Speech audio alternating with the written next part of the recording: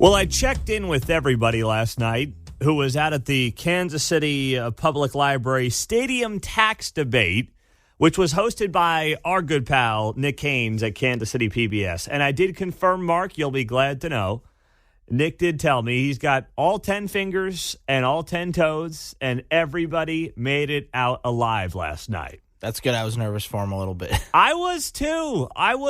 We had Nick on the show yesterday at about 8:45, and he moderated this event that was at the public library, and it included a couple of folks on the yes side of this tax coming up on April 2nd, Sly James, the former mayor, and Sarah Torville with the Royals, and then a couple of folks on the no side, Becky Nace, who is a former councilwoman here in Kansas City, and our good buddy Patrick Tuohy with the Show Me Institute. They're a Missouri-based think tank. And by the way, Sly James will be here at 7:30, and Patrick Tuohy will be here at 8:30. So we're going to get both sides of this throughout the morning since we're now inside of 2 weeks to go until voting day. But, of course, early voting started yesterday across Jackson County. So if you're a Jackson County resident, and by the way, if you've been to the polls already, we want to hear from you at 913-408-7957. But with early voting starting yesterday, there were some activists who were out and about doing their thing. Most notably and most vocally, the KC Tenants, the commie group that wears their yellow shirts around town. Do you think they wash those things, Mark? Do we have confirmation as to whether or not those shirts ever get washed? I do not have confirmation on that. Maybe Nick could tell us next time he comes on if he could smell anything from the front row. Well, they were all in the front row. You're right. So if they were stinky down there, Nick Haynes would know. Because, gosh, those things, they look like they never get washed. It's unbelievable. I look at these KC Tenants groups, and they're always in the same yellow shirts, and half of them look filthy. So anyway, the Tenants had a couple of rallies yesterday with early voting starting yesterday. And once again, this is like paining me to say, not that I'm on the no side. I'm not staking a claim out on either side. I'm bringing up the positives of the yes and the positives of the no. And these KC Tenants folks who would love nothing more than to destroy Kansas City do have some points that they have brought up in their rallies, like this one yesterday. Here's the KCTV5 package.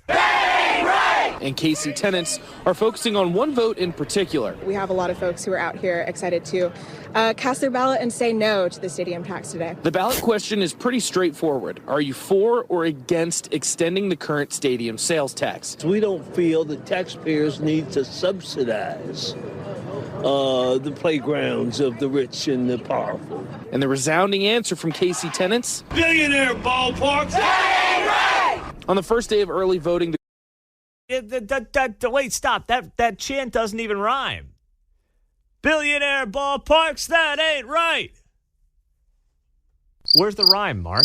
Does anyone know where the rhyme is on that chant? They did mess that one up. Come on. You guys, you don't even work. All right? You don't even work. You can't get a chant that rhymes? Come on. We'll work on this for 5 seconds. It's not that difficult. the group put on winter coats, warmed up some coffee, and made their voices heard. The era of taxpayers subsidizing private individuals and their profits, those days are over. Dozens were holding signs that say vote no on April 2nd. We're out here to give people that voice and to listen to each other. It's really important for folks to hear from others about how their feelings about the stadium tax. They say the sales tax will only benefit the wealthy and tourists. It was offensive then, and it's only gotten worse. And the group says the only way to protect Kansas City is by saying no. Because I care about the future of this city, and I want to see us invest in people and not in the profits of billionaires. All right, that was KCTV5 yesterday. Their package at the KC Tenants rally with early voting starting yesterday as well, with 2 weeks to go until this April 2nd election to decide whether or not to continue to give the Chiefs and the Royals 3/8 of a cent for the Royals to go downtown and the Chiefs to upgrade Arrowhead Stadium. Now, you hear some of what the activists said. And by the way, if I were to just play those clips, you might not know whether or not they're coming from callers to this show or from KC Tenants. And by the way, for the most part, I'm speaking in generalities here, but the callers of this show and KC tenants have very different ideologies and very different outlooks on life. But this is one of a handful of things that they would agree on. Why is that? How is that happening? Well, it's this increase in populism on both sides of the political aisle. This is not 20 years ago. It's not 15. It's not 10 years ago. In fact, the last 3 to 5 years have been very painful for most Americans. When you talk about inflation, when you talk about the cost of everything just skyrocketing. Now, of course, both sides of the political aisle have very different answers for how to go about fixing these issues, but they at least agree on one thing. Do billionaire owners of sports franchises need their money, right? And that's really what's part of the conversation here. And that's exactly what's being debated right now. And that's why this is going to be much closer than I believe both teams thought it would be even a month and a half ago, when they thought they were going to be coasting after a Chiefs Super Bowl, of course, before the parade shooting. But after a Chiefs Super Bowl, they just signed Bobby Witt. They put out the pretty renderings. Life was good. And then suddenly, the last month or so unfolded. And it has not unfolded in their favor. So they've got to figure this thing out if they want to get in the good graces of Jackson County voters. And I still think they're trying to figure out the best way to go about doing this. I did get confirmation yesterday, by the way. I will be out at Kauffman Stadium next Thursday. That was finalized, 100% certainty. And we have been promised some interviews. John Sherman should be on that short list, the owner of the team. So I'm looking forward to that coming up 1 week from tomorrow as we get set for what is going to be a crazy week and a half. You know, as many were saying last night on social media, as I was watching and keeping up with the debate that took place at the library, this has in many ways divided Kansas City more than the airport project, it seems like, and it's divided people along very unique lines. So the question then becomes who turns out, who shows up. April 2nd was all about and was supposed to be about low voter turnout. That's what the teams wanted. But KC tenants, as much as they're absolutely nuts, if they get enough people on the no side to get out there early and to go vote, it's entirely possible this thing goes down in flames. However, what I will say as we look into the future, if the no vote does end up winning, KC tenants will take a lot of credit for it. And they'll deserve some, but not all the credit. Because there's going to be a lot of people that vote no that can't stand KC tenants. There's going to be a lot of you that vote no that cannot stand KC tenants. So we're not going to let them, if the no vote does end up winning, claim all the credit. Because how many of you across the entire county are also going to vote no? And it's got nothing to do with the hacks and the commies at KC tenants. 913-4087-957. It is great to be here on a Hump Day Wednesday on KCMO Talk Radio 95.7 FM. And if you haven't yet, you should be. I listen every morning on the KCMO Talk Radio app. We hope you will as well as you get your morning started before you get in the car. New charges in the Super Bowl shooting case.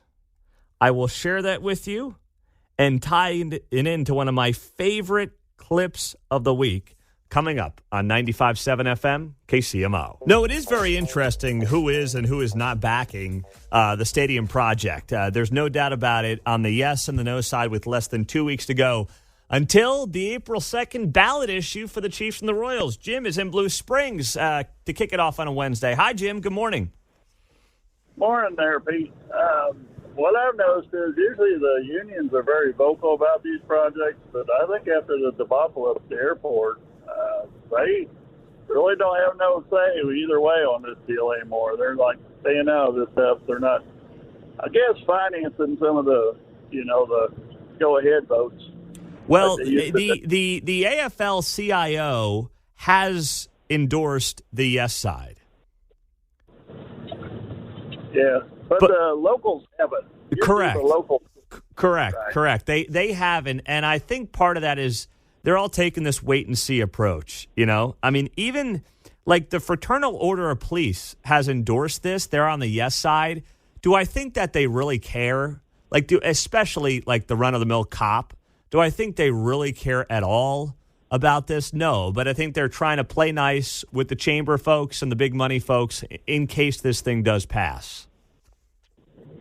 Yeah, that's correct. And then I noticed Mark Donovan made a comment about they're taking care of some of the local concerns last night, and I don't know if that means that they paid off these other groups or whatever. They've got an agreement with those.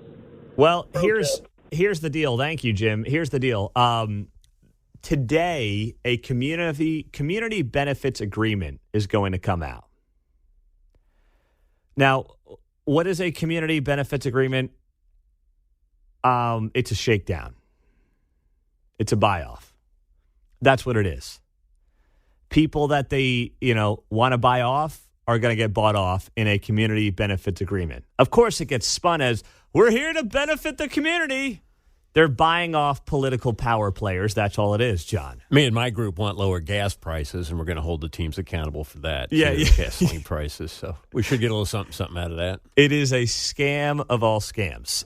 That's what a community benefits agreement is. All right. Basically, teams will pay money to different groups for their support to turn out their bases and their voters. And they'll do things like commit to workforce training inclusion. They'll commit to affordable housing. They'll commit to, minority business workforce goals. They'll brag about how few white people they're going to hire for certain jobs. And by the way, I think we should hire blacks, whites, Latinos, Asians. I think we should hire everybody for any of these gigs in Kansas City based on how competent you are to do a job, not based on your skin color.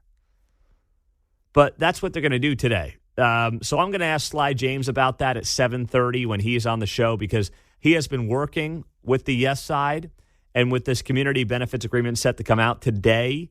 Maybe Sly will tip us off on some of what that looks like. But just understand, when you hear the rah-rah around a community benefits agreement, it is basically like doing a deal with the mob. That's it. Now, meantime, what is going on with the Super Bowl parade shooting?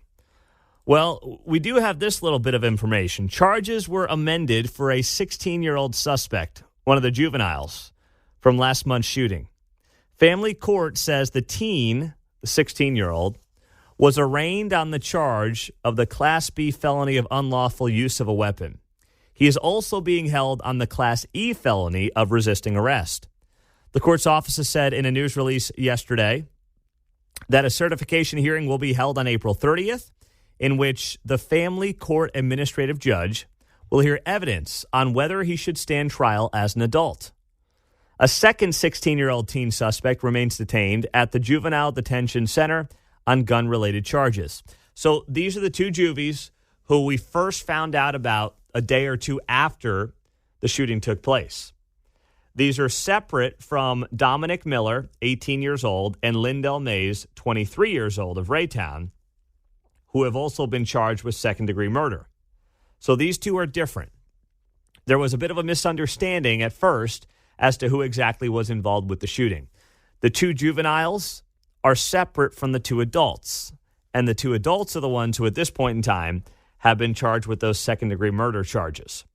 Now, what should happen? These 16-year-olds should be charged as adults. If you want to send a message to the worst of the worst in Kansas City, if Jean Peters Baker, the Jackson County prosecutor, wants to turn over a new leaf and maybe start fresh, even though she's out of office, in less than a year, if she wants to do the right thing and at least have a legacy that ends on a somewhat decent note,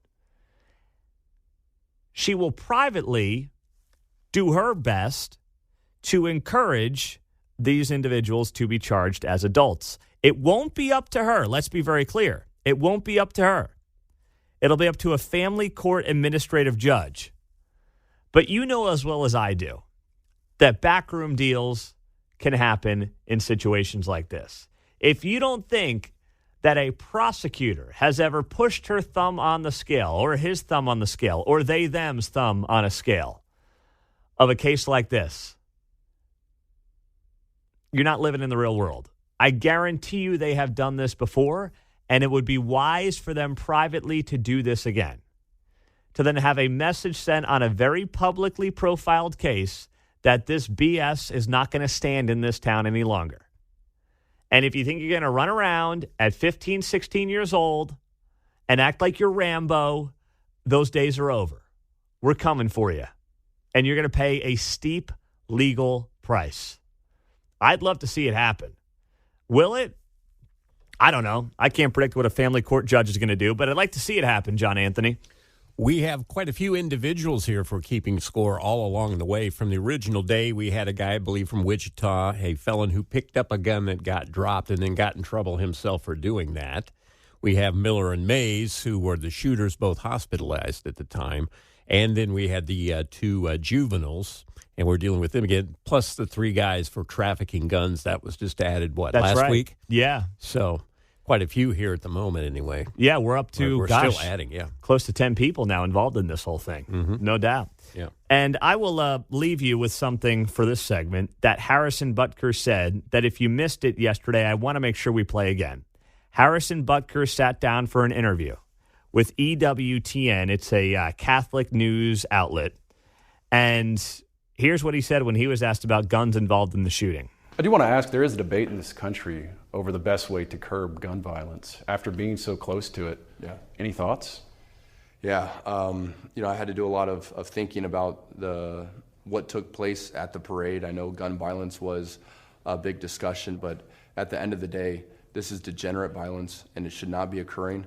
I think we need strong fathers in the home. I think we need men that are leading, that are setting good examples, that are teaching the young men in our society that violence is not the way to handle our disputes.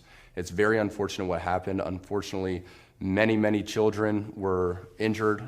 A beautiful young lady was killed over someone getting offended and turning to violence to handle that dispute. It's so sad. I don't think guns are the issue. I think we need fathers in the home that are being great examples for our youth. That's Chiefs kicker Harrison Butker. Many claim that he was pushing conservative propaganda. There's nothing conservative about facts. There's nothing liberal about facts. Facts are facts. And as I put on Twitter and Facebook yesterday, you can see my post there with this video. Individuals from father-absent homes are 279% more likely to carry guns and deal drugs than their peers. Fatherless homes, 70% of juveniles in state-operated institutions come from single-parent homes. Children without a father are 3 times as likely to go to jail by the time they reach the age of 30. This is not about guns. And that data right there that I just shared with you, I cited, by the way, my sources on this. On Twitter, at Pete Mundo, and also on my Facebook page, Pete Mundo on KCMO Talk Radio. You can find them there. You can share it there. Facts are not political. They are just facts.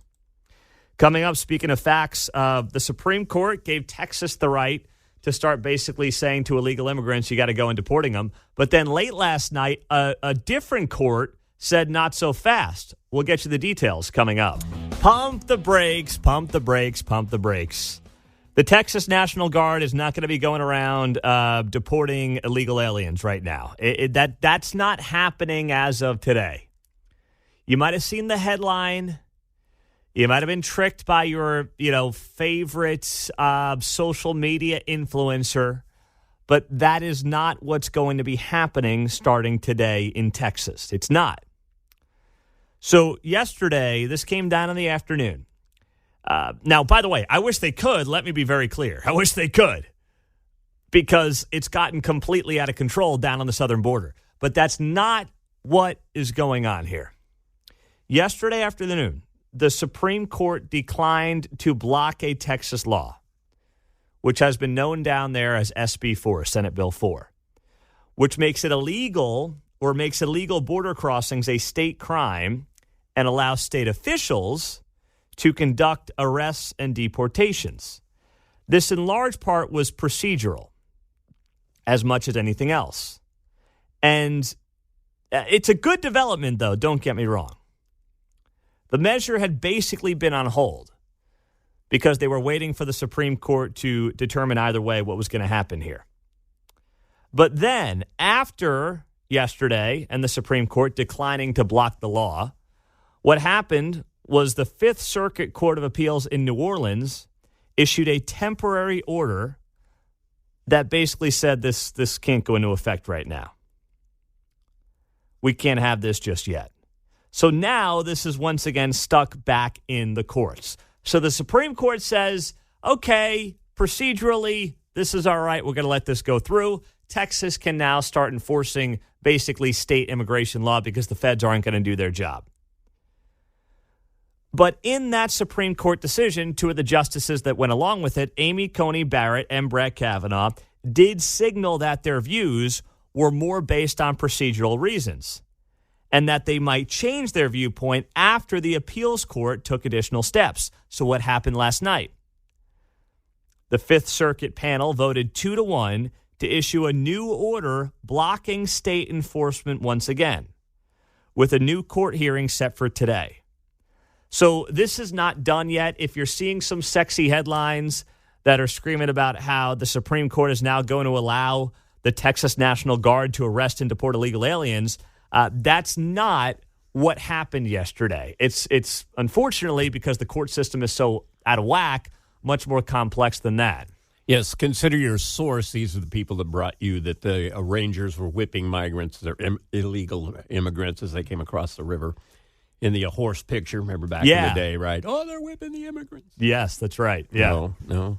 Yeah. Well, you see this now, and the way the media has covered this, of course, is a lot of those people who are talking about whipping, migrants are also basically acting like the Supreme Court did something that they weren't allowed to do. Mm-hmm. And that's just not true. The Supreme Court did what it should have done, but now, because of how these court processes work, it's stuck back in the Fifth Circuit Court of Appeals. So it's kind of this wait-and-see approach. It's not a done deal yet. Regardless of what Fox, and I love Fox, but Fox was kind of telling you this last night because I was doing a little bit of flipping around as if this is a done deal and Texas is now going to be deporting people. They're not. They can't yet. Wish they could, to be honest, because I want people coming here legally. I want to know who's coming into this great nation, but that's not where we find ourselves at this point in time. So it's going to continue to happen. But what I thought was really interesting and was also somewhat predictable was the way national media covered some of this. I want to play this from CBS News last night, and they talked to a sheriff, and then they talked to another guy who I think they called like a migrant activist or something. Let's take a listen to this. They're already short-staffed and don't have the training from the state on how to enforce the law. It's not like, oh, he looks illegal and we're going to put him in jail. We can't do that.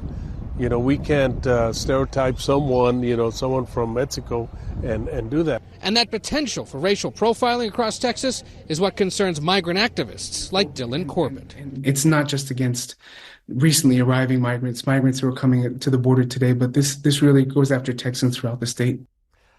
What the hell's a migrant activist? Like, what does that phrase mean?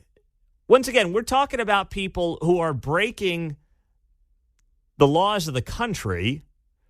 We're not talking about people who are coming through the front door, who are coming into America the legal way, which we all support and endorse. We're talking about people who are breaking the law.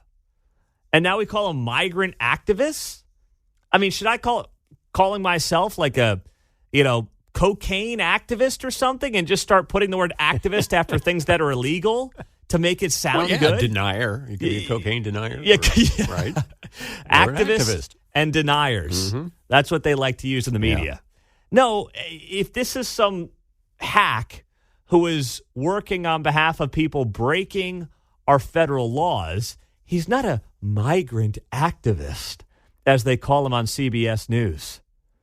And then I thought it was interesting, the sheriff who was also commenting before. Let me play that one more time. They're already short-staffed and don't have the training from the state on how to enforce the law. It's not like, oh, he looks illegal and we're going to put him in jail. We can't do that. Okay, we can't stop right there. Stop. That's a sheriff down there along the border who clearly doesn't like this potential law coming in after the Supreme Court ruling yesterday afternoon. Well, I got a great idea, okay? How about you start, if you're the Texas National Guard, and by the way, Missouri and Kansas should be sending their National Guards as well to help. How about you just start by preventing people, or if you catch them when they do come across the border illegally, how about you do your job then as the Texas National Guard if SB 4 is allowed to go into place and is allowed to go in the law? How about then you just realize that somebody who just waltzed right across the border illegally, guess what? They just broke a law. If the Biden administration had any backbone whatsoever, if they had any cojones left in them, and I'm not convinced Joe does. Come on, man. Then they would be doing this and would have been doing this for the better part of 3 years.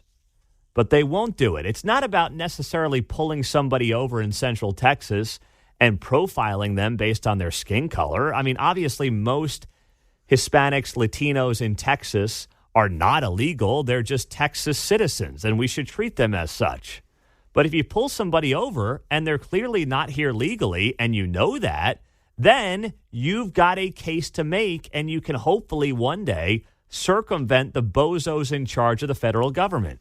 You're not exactly profiling them when you're rescuing from the desert and fishing them out of the river either, are you? No, exactly. And we all act like they're all Mexican when we know they're from Central America. We've got some Chinese, et cetera, et cetera. So, hey, what are you doing here in the bottom of the Rio Grande? Right.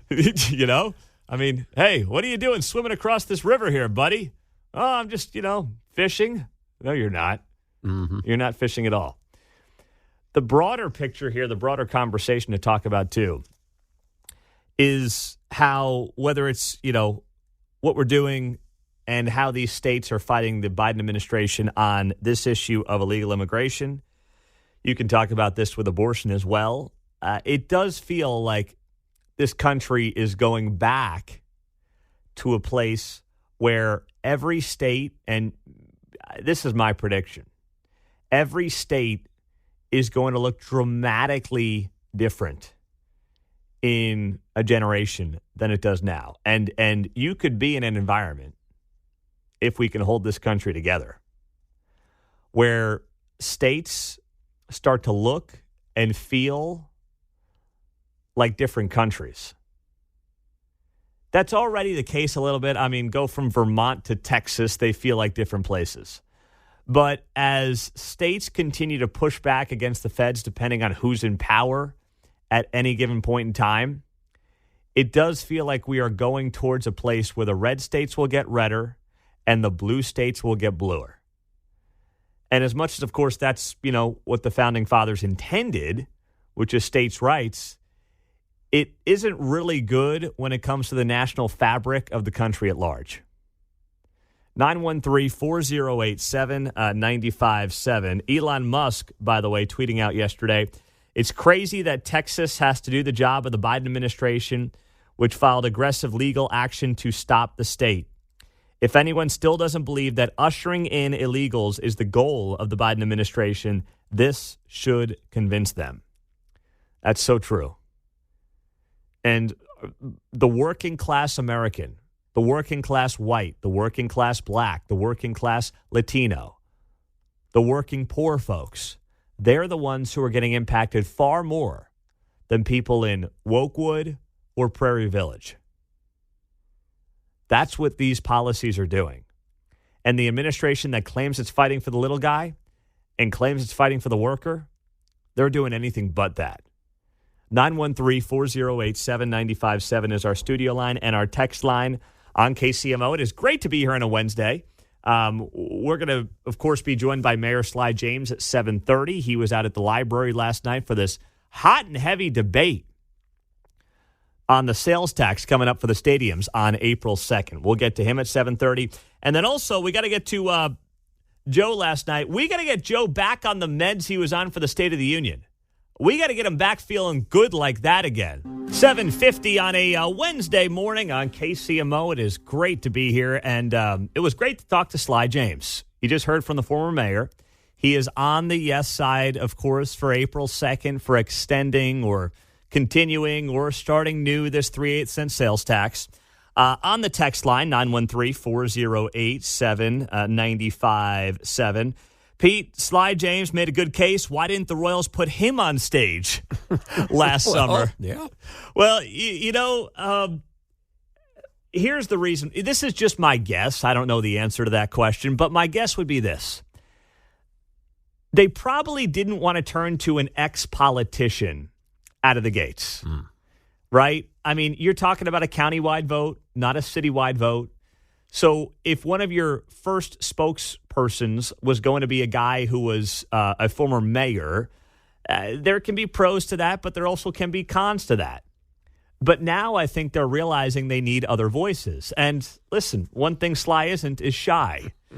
And I said as much during our conversation. You don't have to agree with them, and there's plenty of times the mayor and I don't agree with each other. We'll spar on KCTV5 when we're on TV together doing stuff during election season. But in the end, he does say what he thinks, and he says it pretty bluntly, which is good for media, by the way. It's a great thought that has 20/20 hindsight. You know, last summer, the Royals, I think, thought this would be an easier deal, right? So basically, the Royals wore a windbreaker to the blizzard right now, and they're trying to bundle up here. Well, I also think they don't realize they thought it was maybe going to be like an 8 to 10 inch storm, and it turned into a 2-foot blizzard. Yeah. And part of that is because of the location. And you heard Sly James say in that conversation just now that, well, they've kind of pared back some of their plans from what they had in the East Village because they realized there's no point in having a direct competition to Power and Light with another version of Power and Light 10 minutes down the road. And he's right about that. This is better for the city, broadly speaking, to have it in the Crossroads, but it's also much more controversial. And that also brings up a point I was discussing yesterday with you here on the show, which is I wonder how much the city and Cordish, the company that owns 1 Light, 2 Light, 3 Light, and owns Power and Light and is losing money and sucking wind every year. City subsidizes them about $20 million a year.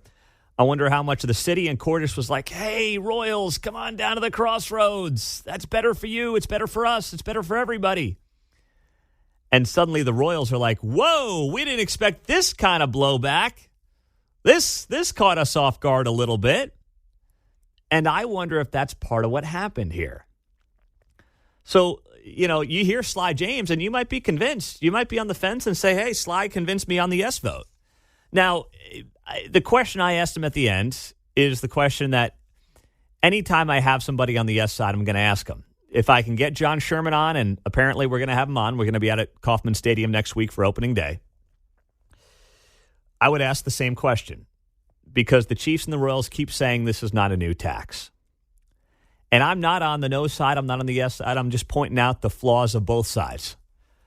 But do not tell me it's not a new tax because it was going to sunset in 31. And the example that I've used for the last couple of weeks that I asked Sly James about, and he called semantics, and that's fine, is if you and I go in an agreement on a loan where I'm going to give you $100 a month for 24 months, and then at the end of 24 months, you say, hey, can we extend this thing to 36 or 48 months? And I say, well, no, I agreed to a 2-year deal with you, not a 3 or 4 year deal. That's more money out of my pocket. And you say to me, well, no, hold on a second here. We're still at $100 a month. Nothing's different. And I sit here and I say, no, it is different because we agreed on me giving you money for 2 years, not 3 or 4 years. And you're like, yeah, but it's the same amount of money. It's still more money out of my pocket. That's been my example that I've used. I agree with that in principle, but I will say, having seen teams leave, I had no expectation at the end of the agreement at 2031 that it was going to sunset. I had every expectation to believe the teams would come back and ask for more money to continue an agreement for another 10, 15 years due to maintenance and things. So I feel more like it's an argument where you would say a parent would lend a child money. He knows the kid's going to come back for some more money. He's still going to be on the hook. I'm not saying it's a good deal, but I'm glad it's not any higher. Yeah. So, from that perspective. So what does that say about us as taxpayers? And this is not knocking you, John, but us as taxpayers, where we sit here and we say, gosh, at least the billionaires aren't trying to squeeze us for more. I mean, like, you're right. Well, I get it. Yeah. But I what think does this that is say? unique. I think this is unique. It's a public facility that will need maintaining. Yeah. And so whether the team gets any of that money is another issue, I suppose. We could have a tax where the county keeps the money and does the maintenance themselves, I suppose, in theory. Yeah, I had every expectation they were going to ask for more money at the end of the current agreement. So you felt like back in 2006 when this tax went in, you're like, well, this thing's going to be here basically until I'm dead. Since 1972, since they opened the place. Yeah. They're going to keep asking for money whenever the agreements can conclude. Yeah. So that's been in my mind since I was a kid. Yeah. Well, and I get that. I understand that. But I guess here's the bothersome part of this. If the team just owned that, and if the team just sat there and said, you know what, we've had this in place, we're continuing it. I get it. If you want to call it the new tax, that's fine. It is what it is. But it's the same tax. How about that? It's the same tax. Why don't we just call it that, the same tax? But when I'm hearing from leadership in both teams and they're doing the whole no new taxes thing, it's just insulting to one's intelligence because it technically is a new tax. It's okay to advocate for it. Advocate for us. Tell us why it's a great deal. Do all that. But the two things that have really been bothersome, regardless of which side of this you're on, is one, the insistence that it's not a new tax when based on the example I just gave, it is very much a new tax. Even if you thought it was going to continue on forever, it's technically a new tax. And then number two is kind of the wink, wink, nod, nod threats of, well, who knows what happens if this thing goes down in flames? We just might pick up and go. Those two things, even if you are a yes vote, have been bothersome, no matter how you slice it and dice it. 913-408-7957. News coming up in 2 minutes. We're back for a busy 8 o'clock hour on KCMO. How much money do you need to buy a home in Kansas City? How much money do you have to make to buy a home in Kansas City? Well, a heck of a lot more than you used to. Thanks, Gramps. Come on, man. If you've been looking around Zillow for a house in Kansas City, you're going to need a lot more than you had 4 years ago. A February report by Zillow says that home buyers across the U.S. need to earn more than $106,000 a year to comfortably afford a median home in this country. That is up 80% since 2020, $47,000 more when it comes to income than you needed just 4 years ago to buy an average home in this country. Now, things are a little more affordable here in Kansas City. Kansas Cityans needed to earn more than $92,000 a year to buy a home, according to Zillow's report. That is $41,000 more than what residents needed back in 2020. Now, that makes Kansas City the 13th most affordable city on the list of 50. So that's pretty good, right? 13th on the list of 50 is pretty good. But when you talk about squeezing out the middle class, when you talk about the middle class having no opportunity to buy a home in this country right now, this is a prime example of why. When you need an average earnings of six figures to get yourself into the home market, or here in Kansas City, $93,000 in family income, that's why people, once again, feel like they can't get ahead. And by the way, this does in some ways apply to exactly what's going on right now in this moment with the Royals and the Chiefs. We are in a climate where the working class person feels like they've been left behind. And this economy has left them behind. Inflation is a tax on the working class and the poor. Interest rates are skyrocketing. People can't buy homes. And in this climate, it's one thing if this was 2017, 2018. But in this climate, that's what makes this a tough uphill putt for the Chiefs and the Royals right now, that they are overlooking. And that as much as I, appreciate my conversation with Sly James, he says it's about divisive politics. I don't think it is. I think it's a sentiment right now that you're seeing on the left and the right that's really coming from a working class constituency that says, I'm getting squeezed. I can't afford a home. I'm in a rental with 3 kids, and I can't get myself into purchasing a house right now.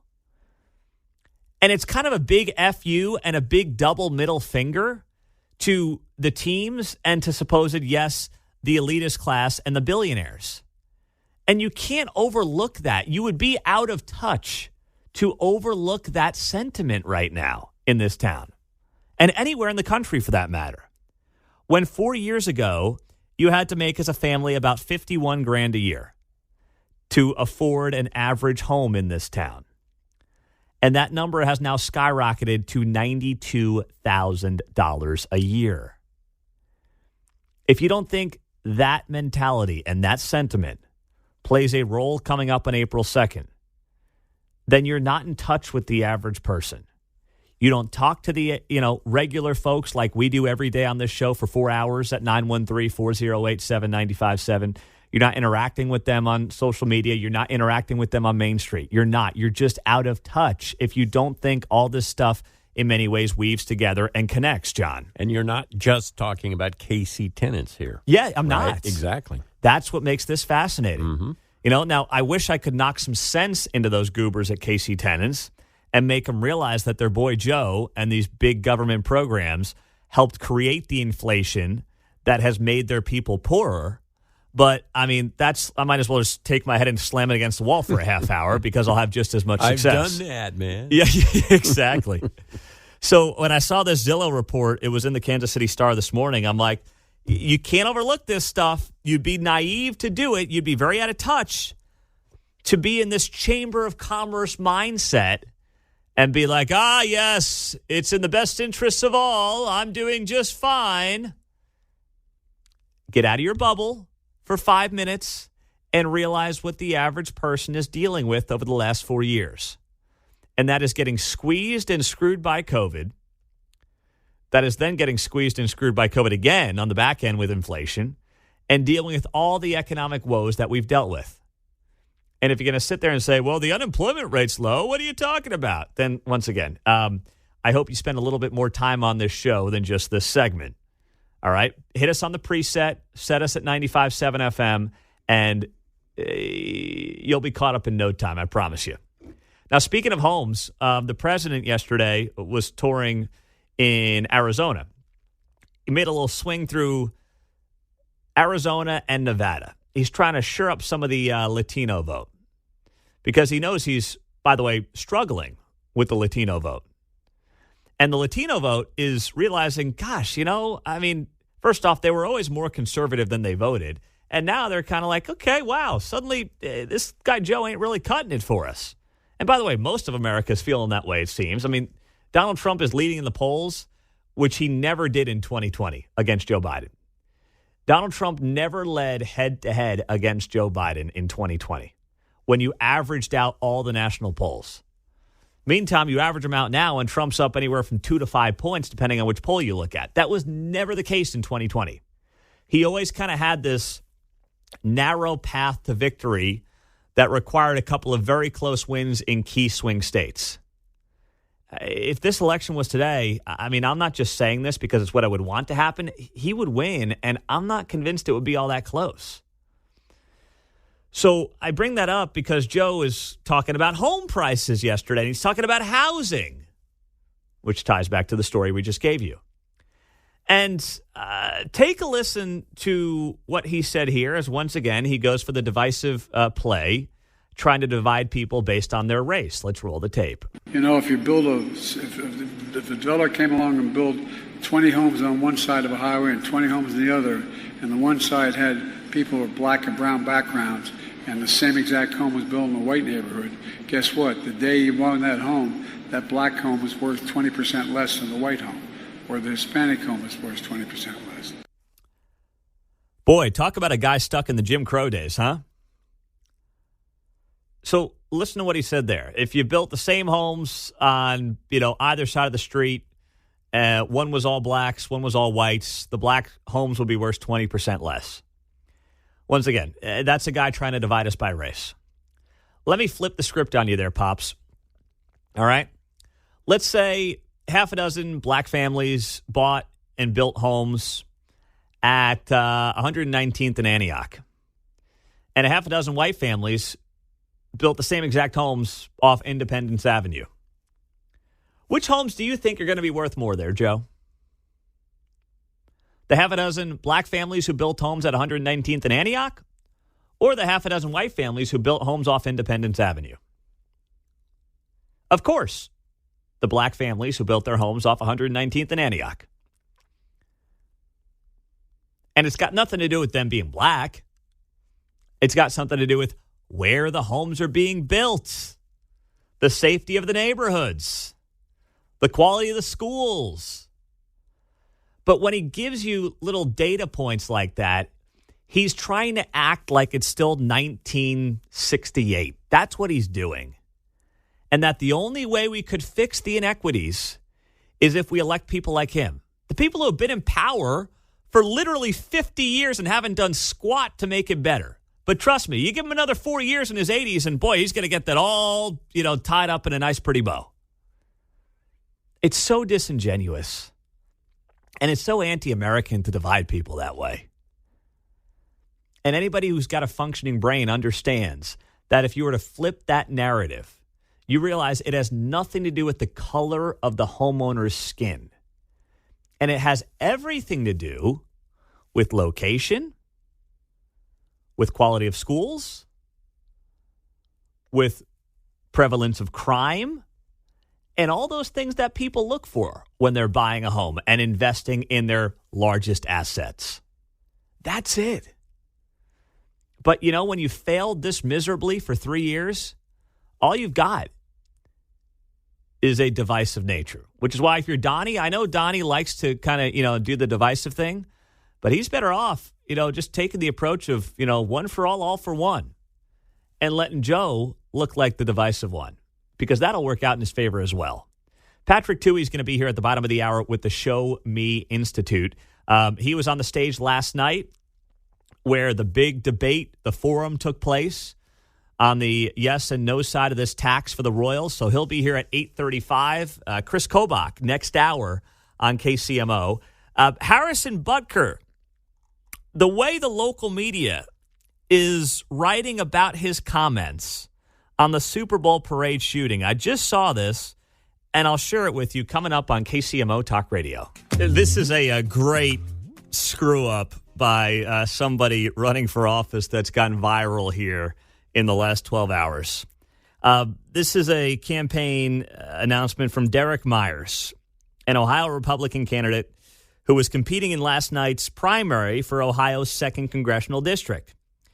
And he accidentally issued a concession statement hours before the polls closed. That is the opposite of Dewey defeats Truman, I think. Oh, man. So he accidentally posted this at 3 o'clock in the afternoon when polls were open until 7:30 last night. Oh, man. So he was in an 11-person GOP primary for the Ohio district after a Republican, Brad Wenstrup, announced his plans to retire. It's a safe Republican seat, and this guy, Derek Myers, ended up putting out this video at 3 in the afternoon when the polls were still open for the next 4.5 hours. And it gets better, by the way. You can hear that he put fake crowd noise behind him as if, there were people around him. So he piped in fake crowd noise of his, like he's at this big watch party for himself when the whole thing was made up. It was pre-recorded, who knows how much earlier, hours, days earlier. Here it is. So tonight didn't go as we'd hoped, but as we know, this race is decided in the primary. So I want to give my congratulations to the congressman-elect. I'm looking forward to uniting behind him and working with him to get President Trump reelected to the White House in November and evicting Joe Biden. Listen, I'm in my 30s, and as I've told everyone on this campaign trail, if I don't win this race, that's okay, because I've got 30 or 50 more years left, and that's if I live a good life.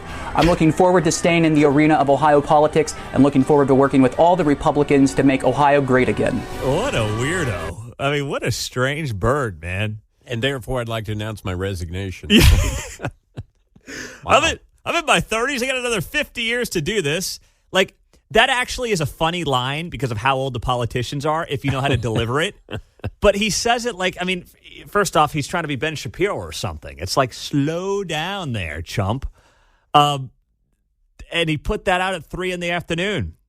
Imagine seeing that if you're like one of his 6 voters and you're in line and you're like, whoa, okay, I guess he decided he's done, so I'll go vote for somebody else.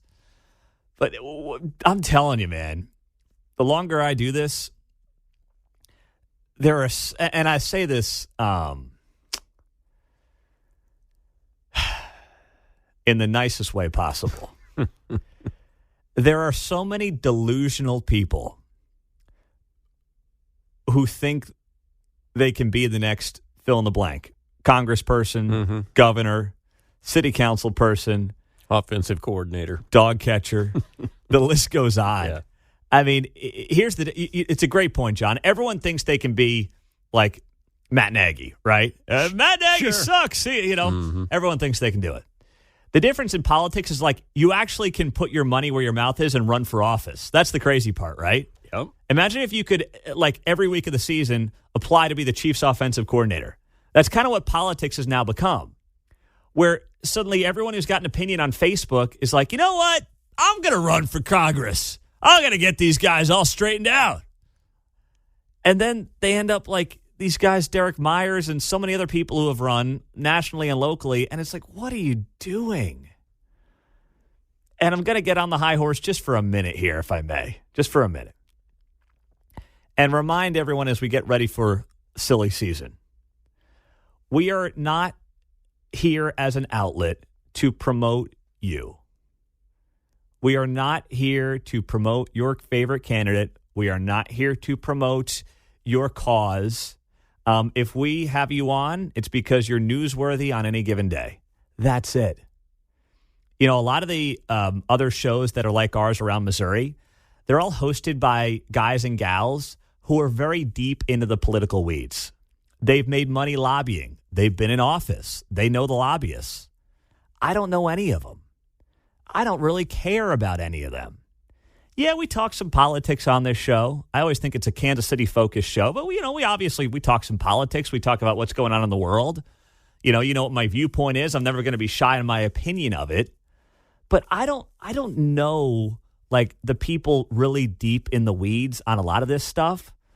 So I don't really care. If you're interesting, if you're newsworthy, if you're mildly entertaining, we have you on.